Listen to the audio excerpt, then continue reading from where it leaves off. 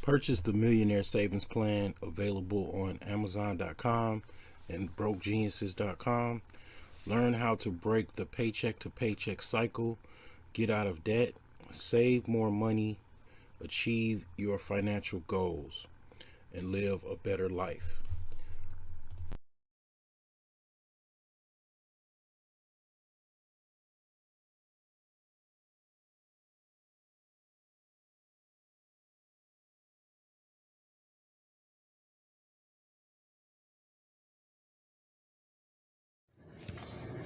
Come check out owlsherbs.com, where we have all of your herbal needs and different variety of products, from sea moss to black seed oil, and a different variety of products for different health issues, because your health is your wealth.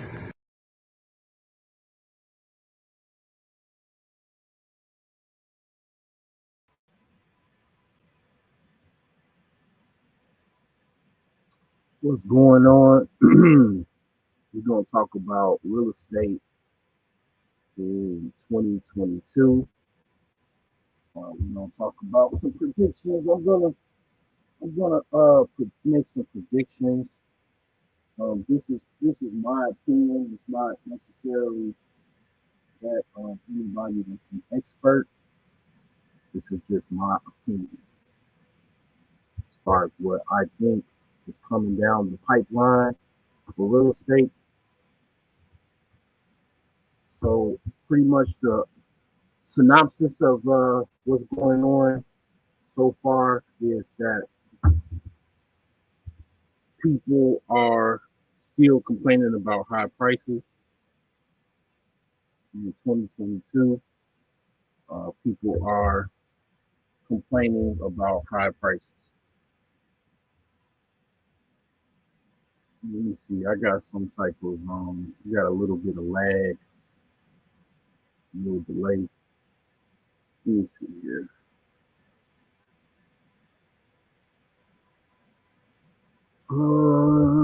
Seems to be better. Let me see. I might have to switch computers. No, no, I'll just deal with it for now. You close up some of these windows and stuff. Do a little housekeeping.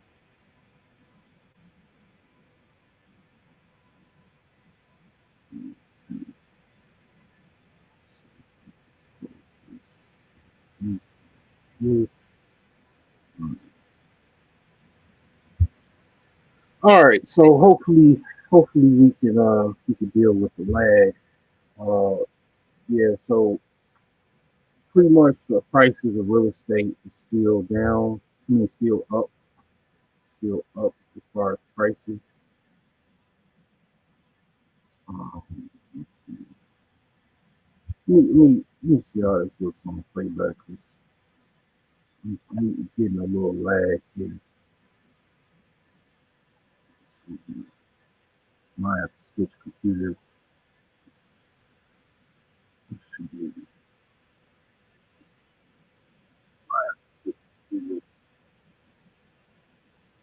It looks alright.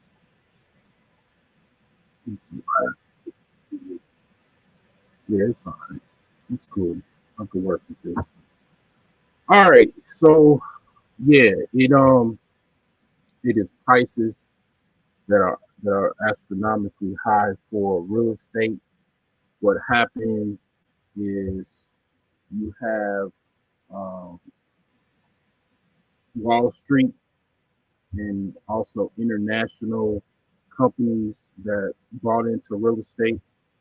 So basically, you have the Black Rocks, the Blackstones. You have local players like Sam Zell's company, Equitable Properties, that has gotten into the real estate market and doubled down on properties for the long term. So you have one of the things, and I'll definitely give some insight as far as my opinion, as far as what you can do, how you can get some real estate for the cheap, what kind of moves you could possibly take to get some real estate. So you have basically a lot of money in the market. You have you have an influx of money in the market. And if you know anything about the economy or economics, basically if the supply is low and the demand is high, prices are going to go up. Okay, so that's what's going on. It's basically economics. And one of the things that I see is that it's going to be a situation where it's going to drop. It's just pretty much caveman logic. If it's high right now, that means what's left is going to drop. When is it going to drop? My estimations is that it's going to start dropping, I would say, within the next 1 to 2 years. So I would say 24 months from now, prices will start to drop. Now, what would that drop consist of? Well, on a macro level, you're gonna have people that are not gonna be able to pay those high ass prices. Okay, just like people get let go from, like I got let go from a job or whatever. You're gonna have people that also they're gonna get let go from a job. They're going to, a situation in life is gonna happen. Whatever life happens, you might have a situation where you get divorced. What's the typical thing that happens? Somebody dies, somebody goes to jail, somebody gets divorced, health issues, someone loses a job. Those things affect your financial life. I mean, let's just keep it real. Those things affect your life. It affects your financial life is your actual life. So if any of those things happen, financially you are going to be affected. You're not going to be able to pay those bills like you were able to do so before those life events happen. So people are going to not be able to pay their mortgage, not be able to pay these high prices that they already committed to. How do I know? It's people that I hear, and I know that are already complaining. about that shiny new house that they had signed the paperwork 2 years ago, and that shiny new house is basically something that they're kind of complaining about as far as those uh, mortgage commitments. They're complaining about it now. So if you talk to somebody that they just recently purchased the house, yeah, they might be grateful that they got the house, but they have a 30-year commitment with that house to pay a mortgage. Okay, they have they have price increases and tax increases as well that happens, that they'll have to pay for. Well, you know, it's kind of like once you get a brand new car, it's nice and you enjoy the car, but after you pay for it for about a few months, you pretty much get a little shy about that car payment that you have to pay. In high insurance, if it's an exotic car, typically the more expensive the car is, the more expensive the insurance is. So yeah, it could go that way where a lot of times, you might have wanted that shiny object that you wanted, and you're willing to get in some type of long term payment. But then after a while, the human mind, it basically wonders and it says, "Oh well, I don't think I really, I like this. I like what I got, but after a while, I don't know if I really want to pay all of this money for it." Some people might um,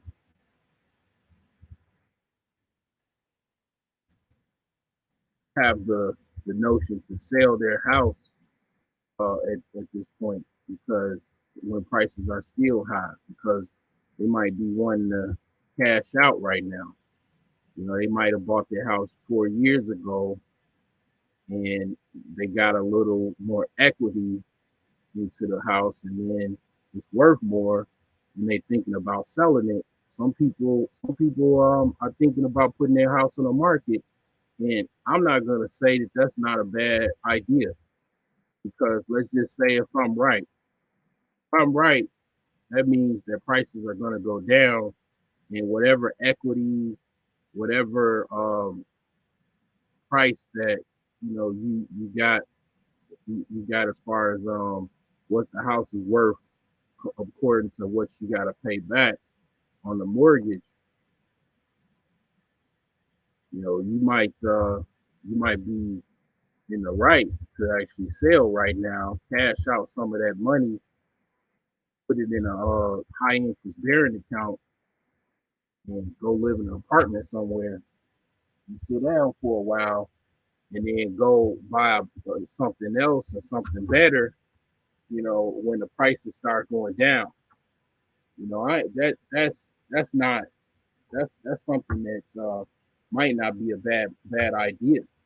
You know, let somebody else, because see, one of the things about real estate with the mortgage side, it's a game of hot potato.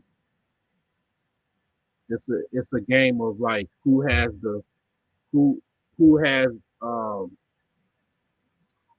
who has the last the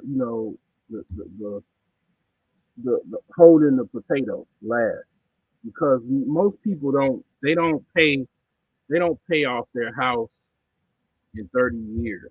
They just pretty much, most people, what's the average? Let's look up what's the average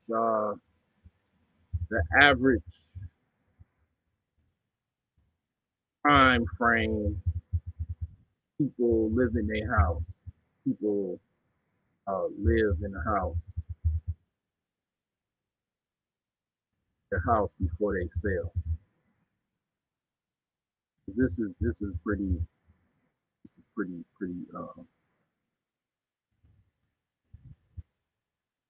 This is something that's interesting. This is one thing I definitely like is statistics. So let's see here.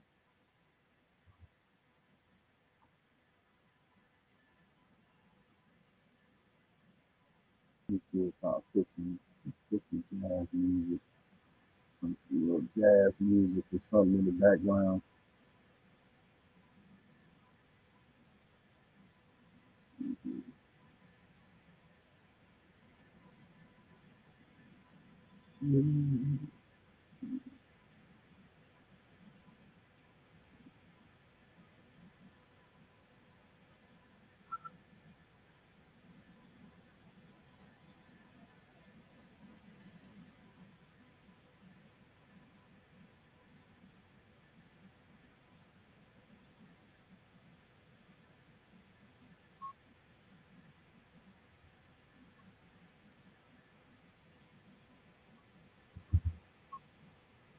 All right, let's see here. Average time frame. Yeah, so this roughly reads: fact is, most people who buy a home move on to another residence after a certain time. Per the National Association of Realtors, 10 years is the average length of time a homeowner remains in a house. So the average is about 10 years that people stay in their house. That's basically what that reads.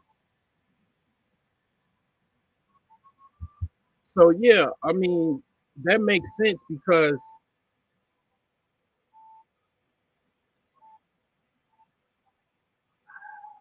yeah, that pretty much makes a lot of sense. So people are, they're not gonna stay in a house for 30 years, or 15 years. On average, it's about 10 years. So putting your house up for market if you had it already 4 years, putting it on market, it probably take you a minute to sell it. I don't know, depending on the situation. It might take you probably what 3 to 4 to 6 months to sell it. So that's about 5 years. That's half of what the rate is as far as what people um, basically hold on to their house for. So yeah, I mean that might not be a bad idea. Get some of that equity out and make some money off of the purchase. Basically the sale of your house. Because of the prices that are up already. You know, just make some good cash out basically. Because, like I say, if it's already up, I can guarantee you that it's going to go down. That's just that's just pretty much simple logic. It's going to go down because it's already up. And another thing is you want to watch out for foreclosures. You want to watch out. You want to watch foreclosures. So let's look up the foreclosure stats. 2022 foreclosure stats. Let's just look at this. Let's just take a sneak peek because you want to always watch foreclosure statistics when you're looking up real estate because the foreclosures kind of tell you how bad things are. One thing that's one. It tells you how bad things are because if people ain't paying for a place to stay and they having a hard time or whatever paying for a place to stay, then that's societal collapse. Saw it in 20, 2008. All right, so this is basically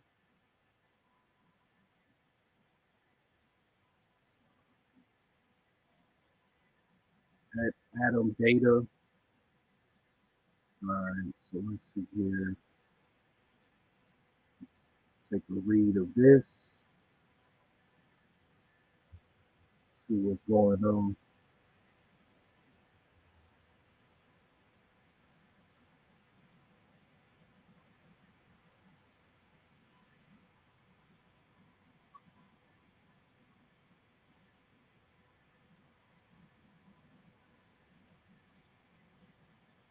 Okay, so this reads U.S. foreclosures activity in April 2022 declined slightly. This article is from May 10th, 2022. It says Irvine, California, May 11, 2022. A leading curator of real estate data nationwide for land and property data today released an April 2022 U.S. foreclosure market report, which shows there were a total of 30,674 U.S. properties with foreclosure filings, default notices, scheduled auctions, or bank repossessions, down 8% from a month ago, but up 160% from a year ago. Illinois, New Jersey, and Ohio had the highest foreclosure rates. Nationwide, one in every 4,580 housing units had a foreclosure filing in April 2022. So one out of every 4,580 housing units. States with the highest foreclosure rates were Illinois, one in every 2,241 housing units with a foreclosure filing.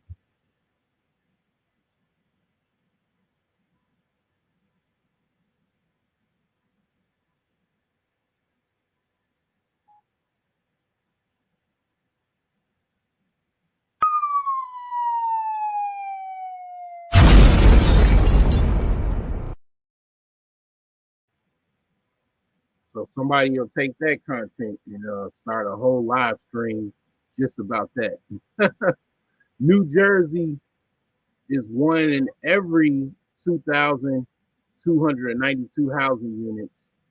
Ohio is one in every 2,585 housing units.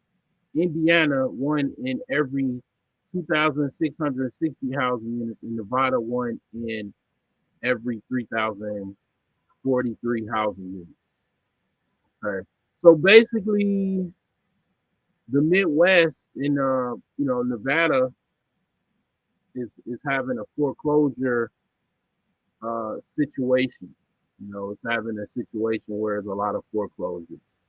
Okay, so overall, yeah, I mean, basically, people are able to, at the very least, because see, here's the thing: you gotta have a lot going on to have a foreclosure right now in this market, because that means that you don't even want to sell your house. Like, you don't want to put it on the market, because you could put your house on the market and basically avoid foreclosures. One of the things, I remember my mother did that. Like, she put her house on the market to avoid any foreclosures. Like, she just got it, painted, kind of like, decorated it, put it on the market and sold it.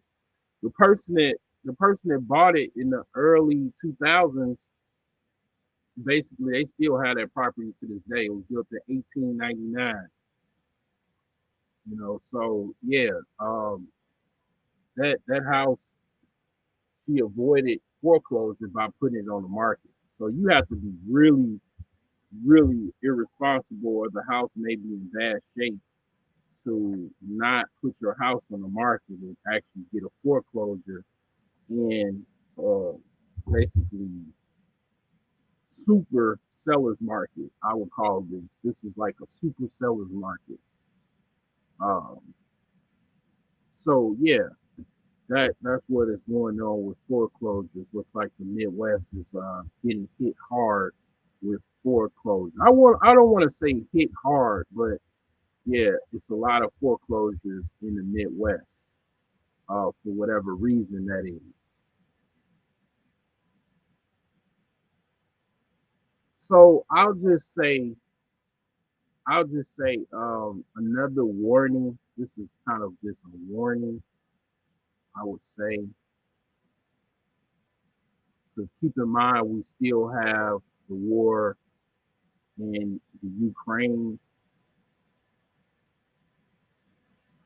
I would say basically this next winter is going to be probably the coldest winter ever because you already have gas prices that are an issue. Well, one of the things about the Eastern Bloc, Ukraine, and also Russia supplies a lot of natural gas to the global economy. Okay, so that's affecting the gas prices, the natural gas prices. So in about what 4 to 5 months, it's gonna start getting colder again. And it's gonna get slowly colder again, right? So you're gonna start firing up those furnaces, right? And those prices are gonna be basically higher than what you're used to.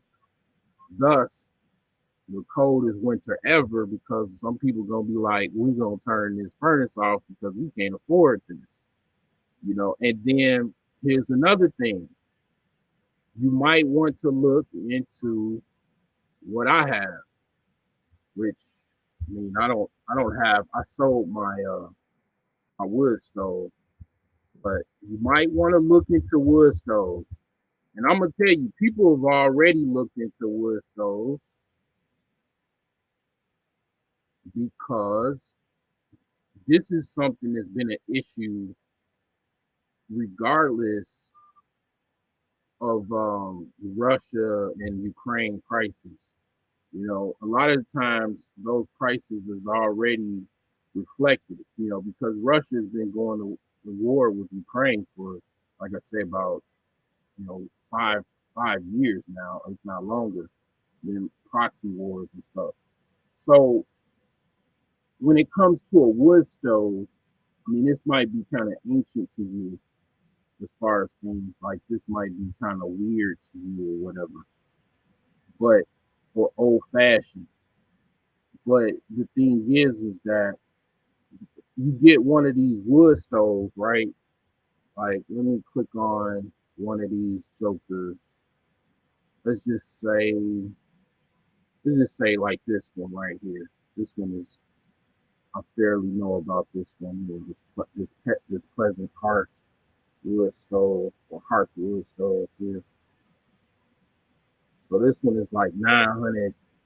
It heats up uh 2,200 square feet. Open this, bad boy. So one thing about a wood stove is you definitely want to get gloves. You want to watch, your children. Do not let them operate the wood stove at all. And you want to make sure you have gloves. Okay, some high temperature sensitive gloves. But you get this right here, and it'll heat up your entire house to where you don't even have to turn on your furnace only on the cold days. So all you have to do is basically buy wood. On the coldest nights, you could put the wood on and you don't have to worry about no furnace. This is how your grandma, this is how your great grandma, your great great grandma, survive out in the sticks, out in the woods, out in the country. You know, they have, actually, natural gas forced air furnaces is only, it's a hundred, it's a hundred, it's not even 100 years old technology. Natural gas furnaces are not, let me share this new screen because I was sharing the old one. But natural gas furnaces are actually uh relatively new. I'll just say it's not even 100 years old technology. Boilers are old, but gas forced furnaces are relatively new technology.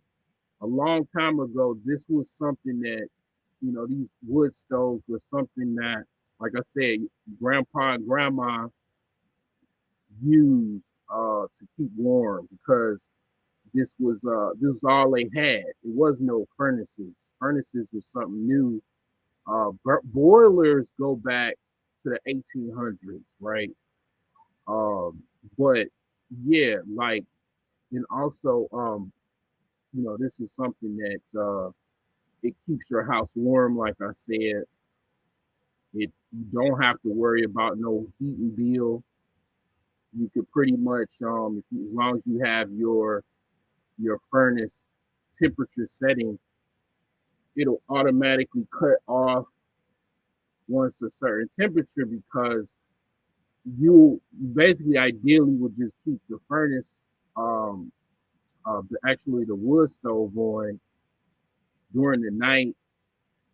Make sure you have a fire extinguisher nearby the wood stove in case something happens. But usually, as long as you have, I'll just say, as long as you have basically stones below the wood stove, ideally you want to have like a kind of a barrier behind the wood stove, like some type of like, you could put some type of like rock decoration. Like I'm still rebuilding my house, so I'm gonna put some type of like stone behind where the wood stove will be.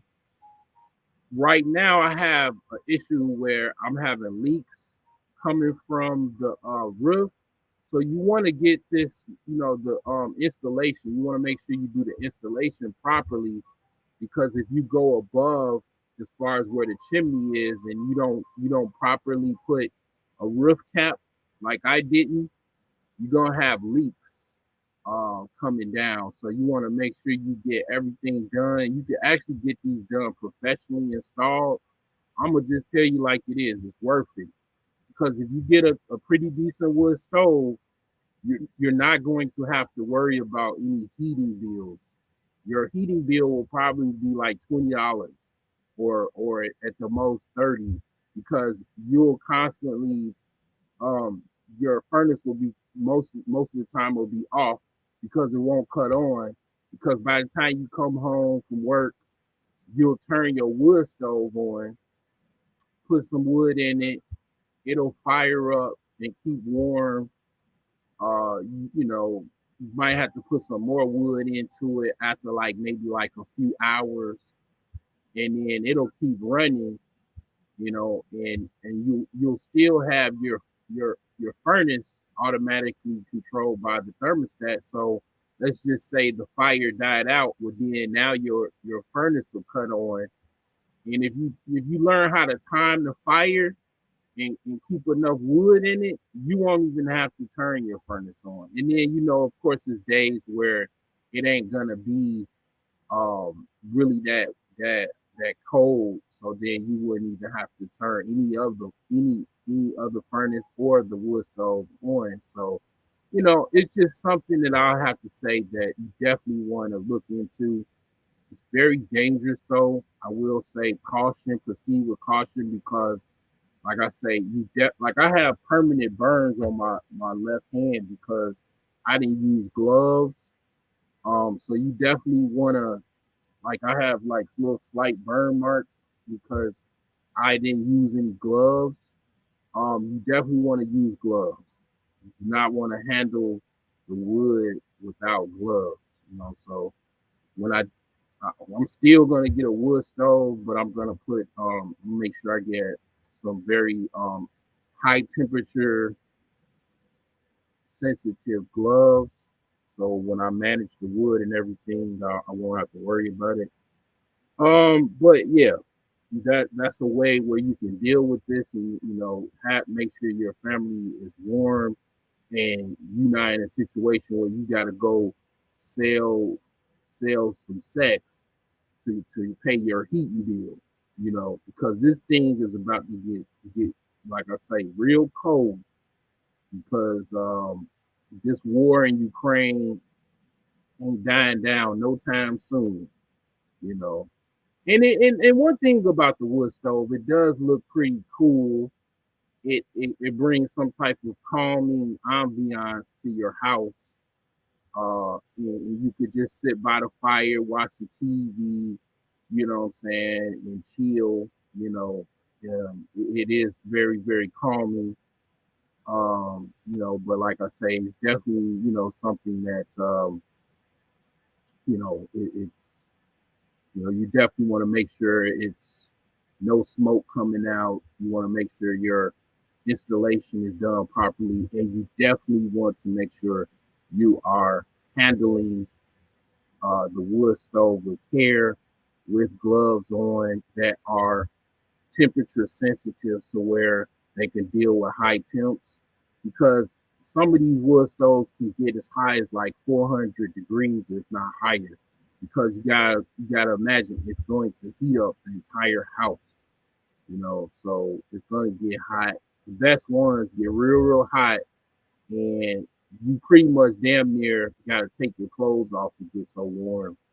And probably even close the fire down, because it gets real hot. But it saves on energy. You ain't got to worry about, like I said, going out and trying to sell a kidney to pay your gas bill. So that's just a warning for you. Is something that you could possibly do. So in closing, what I recommend as far as real estate is look into tax sales. Save your money. Save your money. Save as much money as you can. Look into your local county tax sales, because that's where you're going to get your deals. You got a lot of people that aged out of their house. They're not able to take. They had like 3 or 4 houses. They're not able to pay the taxes on it. You can go in and a tax sale cashed up heavy. Make sure you get a real estate tax attorney, or basically just a real estate attorney, so that you make sure your paperwork is right. And you want to hit up these tax sales. Some tax sales you can go buy a property for like $500. Like the property that I'm sitting in right now, the white dude bought it for $500, and I paid $9,000 for it. 900, almost $10,000 for it. So yeah, you definitely, I suggest you save your money and hit these tax sales up, and then depending on how long the waiting period is, because there's a redemption period. There's a period to where they give you some time to let the tax um, basically debtor pay you off. A lot of times they don't pay you off, but if they pay you off, they have to pay you with interest plus what you paid their tax debts for, right? But a lot of times they don't pay you back, because they just haven't they just basically abandon the property. This is how you get a lot of those abandoned properties. So I suggest you do that. Just try to get a tax sale, and whatever your redemption period, whether it's 1 year, 2 years, 6 months, buy some property that way. So this is all I have for you, short and sweet. Hope this information is vital to you. And you have a good weekend.